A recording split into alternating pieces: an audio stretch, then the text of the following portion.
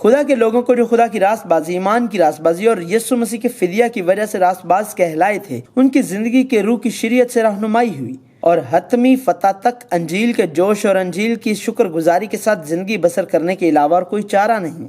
ابدی اور غیر متغیر کلام خدا، ایک کہانی حصہ 83، رومیو حصہ دوم، خدا کی مرضی معلوم کرو، رومیو 8 باب تا 16 باب۔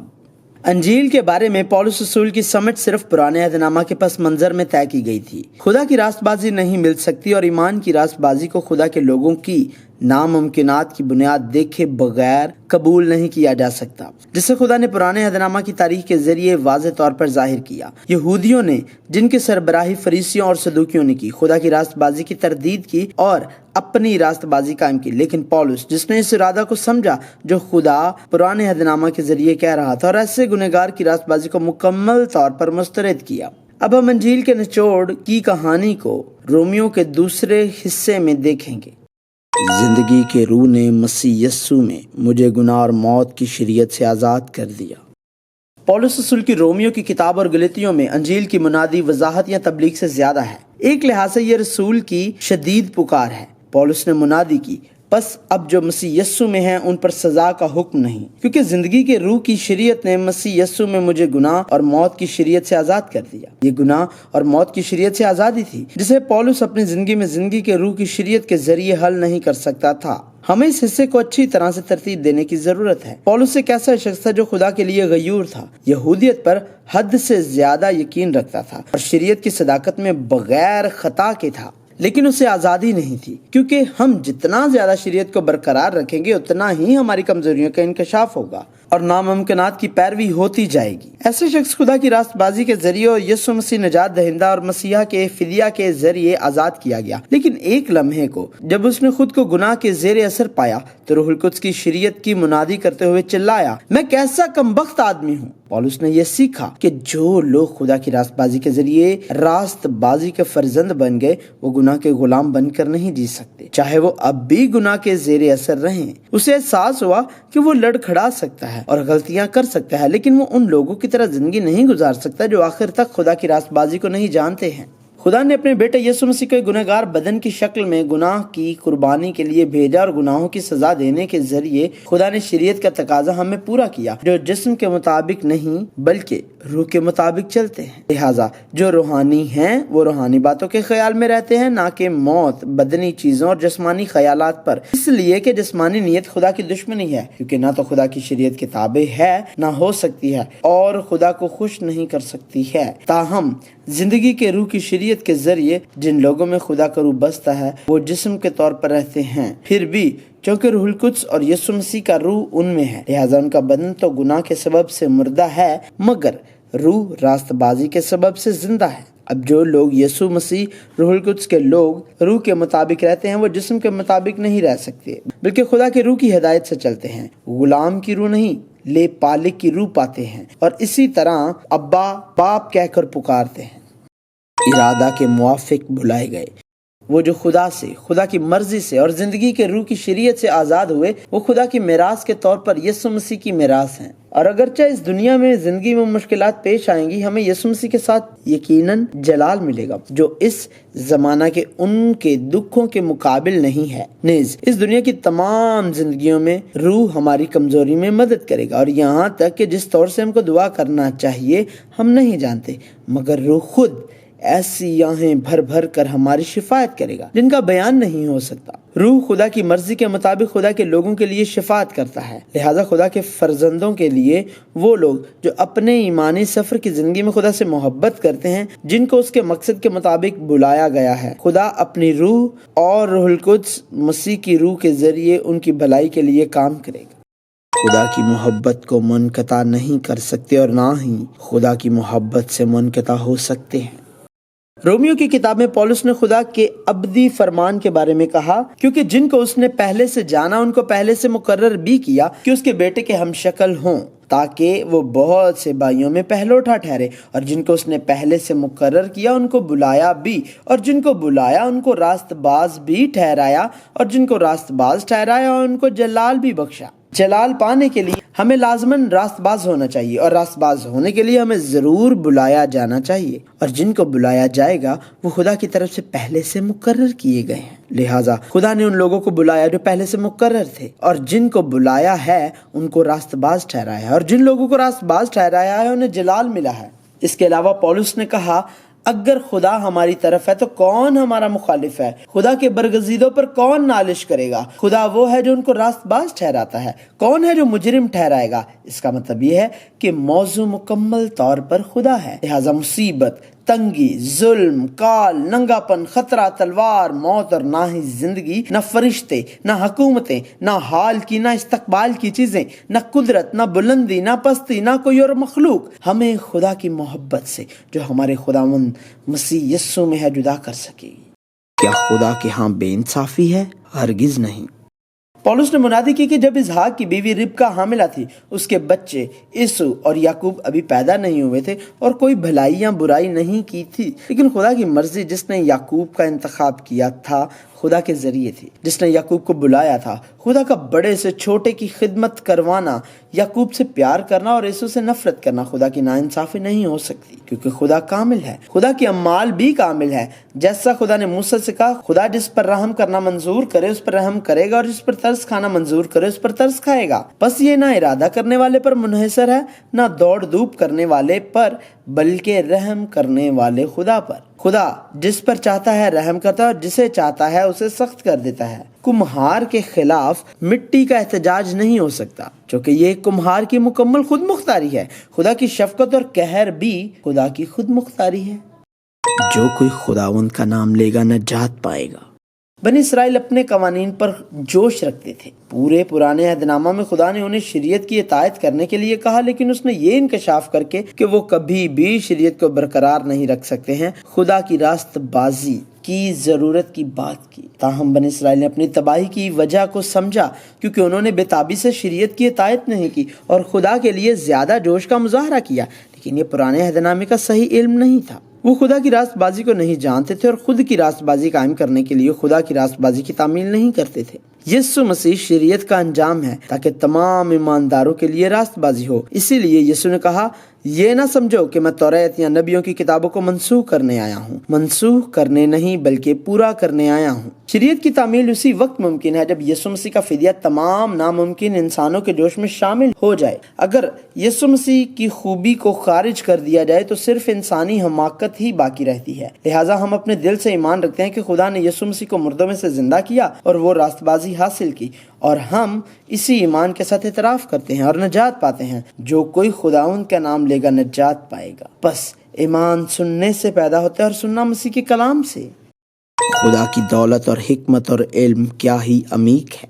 پولس نے خدا کے خود مختار کاموں کا پوری طرح سے اعتراف کیا اور منادی کی تخلیقی حیثیت سے ہم خالق کی تمام تر صلاحیتوں کو نہیں جان سکتے۔ خدا کے خود مختار اعمال علم کے ذریعے نہیں جانے جاتے بلکہ ایمان کے ذریعے قبول کیے جاتے ہیں۔ پولس خدا کو سمجھنے کے لیے اسرائیل کو ایک مثال کے طور پر لیتا ہے۔ خدا نے بنی اسرائیل میں سے بیشتر کو سست طبیعت دی، اور ایسی آنکھیں جو نہ دیکھیں اور ایسے کان جو نہ سنیں۔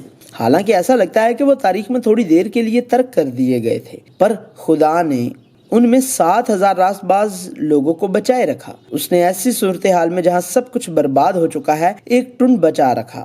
یہاں صرف فضل کے ذریعے چنا ہوا بقیہ ہے۔ نیز کیونکہ اصل شاخ زیتون کی ڈالیوں اسرائیل کو توڑ دیا گیا، اس وجہ سے غیر قوموں کو جو اصل شاخیں نہیں ہیں دوسروں میں پیوند کیا گیا تھا، اور اب وہ زیتون کی روغن دار جڑ میں شریک ہیں۔ لہٰذا غیر قوموں کو کبھی تکبر نہیں کرنا چاہیے بلکہ خوف زدہ ہونا چاہیے۔ خدا کے تحائف اور اس کی بلاہٹ اٹل ہیں۔ خدا نے سب کو نافرمانی میں گرفتار ہونے دیا تاکہ سب پر رحم فرمائے۔ پولس نے کہا کہ یہ سب کام ایک بھید ہے۔ یہی وجہ ہے کہ پولس کے پاس خدا کی شان کی منادی کرنے کے علاوہ کوئی دوسرا راستہ نہیں تھا۔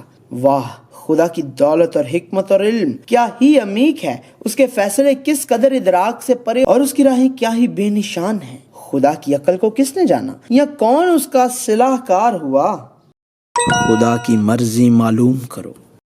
اب پولس نے خدا کے فرزند اور اس کے لوگوں کو جنہیں خدا کی خود مختاری کے ذریعے راست باز کیا گیا، مکمل طور پر خدا کے فضل، خدا کی راست بازی، ایمان کی راست بازی اور یسوع مسیح کے فدیہ کے ذریعے اس کی طرح زندگی ایک قابل زندگی گزارنے کی منادی کی۔ پولس نے ثابت قدمی سے کہا، اس جہان کے ہم شکل نہ بنو بلکہ عقل نہیں ہو جانے سے اپنی صورت بدلتے جاؤ، تاکہ خدا کی نیک اور پسندیدہ اور کامل مرضی تجربہ سے معلوم کرتے رہو۔ میں اس توفیق کی وجہ سے جو مجھ کو ملی ہے تم میں سے ہر ایک سے کہتا ہوں کہ جیسا سمجھنا چاہیے اس سے زیادہ کوئی اپنے آپ کو نہ سمجھے، بلکہ جیسا اس نے ہر ایک کو اندازہ کے موافق ایمان تقسیم کیا ہے، اعتدال کے ساتھ اپنے آپ کو ویسا ہی سمجھے۔ اس پر ایک بار پھر زور دیا گیا ہے۔ ہم اپنی محنت اور لگن سے راست باز نہیں بن پائے، ہم نے اپنے جوش کے ساتھ کوئی خاص تبدیلیاں نہیں کی ہیں۔ خدا نے ہمیں جو گنہگار تھے، جو اب بھی گنہگار ہیں اور جو مستقبل میں بھی گنہگار بننے کے پابند ہیں،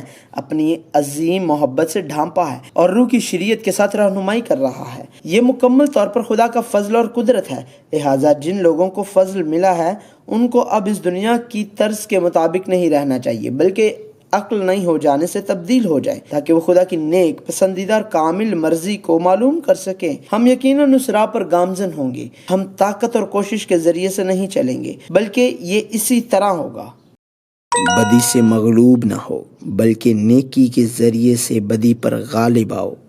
ہمیں پرانے اور نئے عہد نامے پوری بائبل کے بہاؤ کو بھولنا نہیں چاہیے۔ اسرائیل کی نمائندگی کرنے والے یعقوب کی زندگی پر توجہ مرکوز کرتے ہوئے ہم نے بلاہٹ پانے سے پہلے اور بچے کی حیثیت اور ایک گنہگار کی زندگی کے اتار چڑھاؤ کے عمل کا آغاز کرتے ہوئے بلاہٹ پانے کے بعد ناکامی اور مایوسی کا عمل دیکھا ہے، اور آخرکار دیکھا ہے کہ وہ ان چیزوں کے مشابہ نہیں ہیں جو اس دنیا سے تعلق رکھتی ہیں، بلکہ گھر جو خدا کی بادشاہی میں ہے کی طرف سفر کرنے والے مسافر کی زندگی بسر کی۔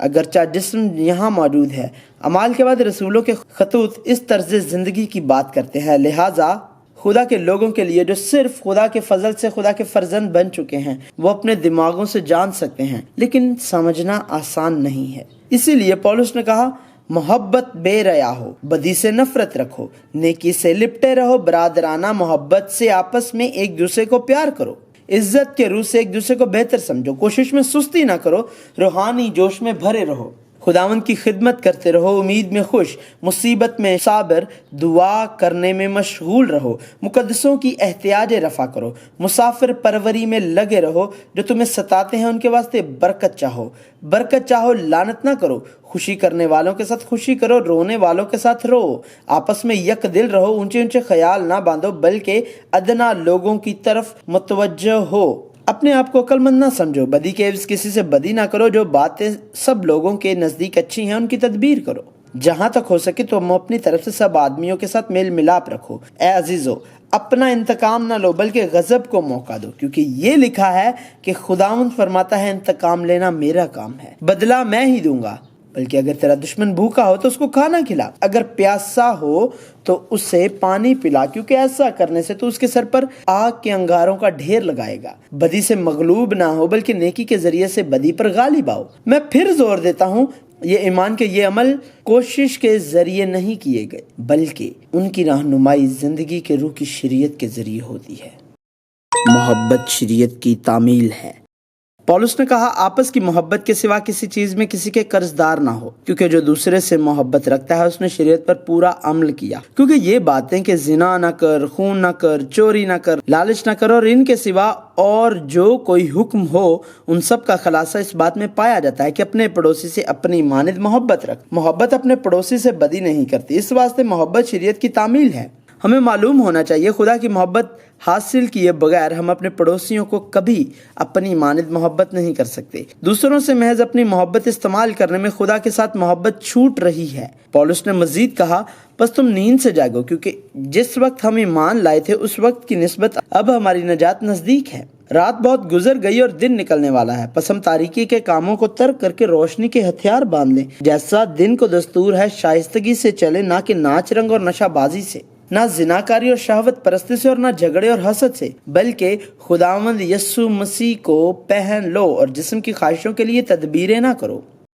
جس طرح مسیح نے خدا کے جلال کے لیے تم کو اپنے ساتھ شامل کر لیا ہے، اسی طرح تم بھی ایک دوسرے کو شامل کر لو۔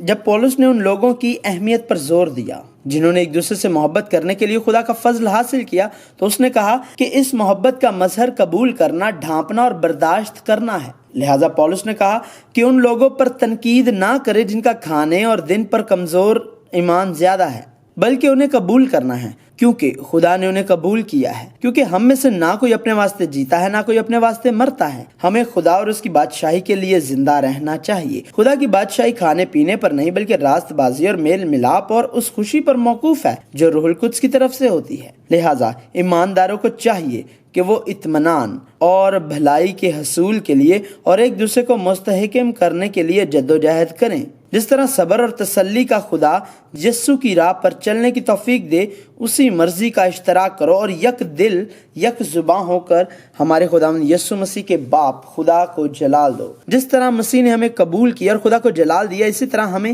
ایک دوسرے کو قبول کرنا چاہیے۔ غیر قومیں امید رکھیں گی۔ رومیو کی کتاب کا اختتام کرتے ہوئے پولس نے روم میں رہنے والے غیر یہودی مسیحیوں، رومیو کی کتاب کے قبول کرنے والوں کے لیے ایک بار پھر امید کی منادی کی۔ اس واسطے میں غیر قوموں میں تیرا اقرار کروں گا اور تیرے نام کے گیت گاؤں گا۔ اور پھر وہ فرماتا ہے کہ اے غیر قوموں اس کی امت کے ساتھ خوشی کرو۔ پھر یہ کہ اے سب غیر قوموں خدا کی حمد کرو اور سب امتیں اس کی ستائش کریں۔ اور یسایہ بھی کہتا ہے کہ یسی کی جڑ ظاہر ہوگی، یعنی وہ شخص جو غیر قوموں پر حکومت کرنے کو اٹھے گا، اسی سے غیر قومیں امید رکھیں گی۔ خدا جو اطمینان کا چشمہ ہے تم سب کے ساتھ رہے۔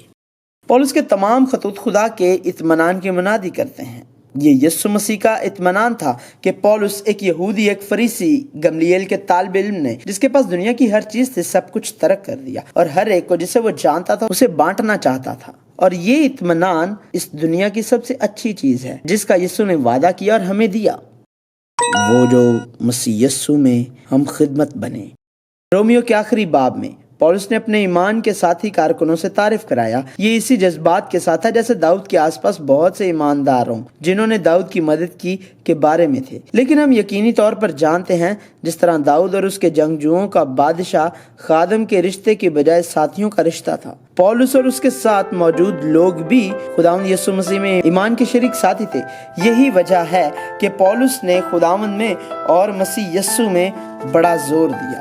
پولس کے ساتھ کام کرنے والوں میں پولس کے محافظ فیبے، پرسکلا اور اکویلا، جنہوں نے پولس کی زندگی کے لیے اپنی جانوں کا خطرہ مول لیا، اپینتوس جو آسیا میں پولس کا پہلا پھل تھا، اندرونیکوس اور یونیاس جو پولس کے ساتھ قید تھے، اور زیادہ وہ سب تھے جنہوں نے خداوند میں مل کر کام کیا۔ آخر میں پولس نے روم میں مقدسوں سے گزارش کی کہ وہ ان لوگوں کو تاڑ لیا کریں جو پھوٹ پڑنے کا سبب بنتے ہیں اور انہیں چھوڑ دیں، کیونکہ ایسے لوگ ہمارے خداوند مسیح کی نہیں بلکہ اپنے پیٹ کی خدمت کرتے ہیں اور سادہ دلوں کو بہکاتے ہیں۔ اگرچہ ہر لمحہ کامل نہیں ہے اور ابھی تک گناہ کے زیر اثر ہے۔ پردیسیوں کی زندگی کی کہانی، گھر جانے والے پردیسی خدا کے لوگ جنہوں نے انجیل، جس نے ہمیں کامل آخری فتح عطا کی اور ہمیں بلایا کی حیثیت سے خدا کی کامل خود مختاری حاصل کی، جاری ہے۔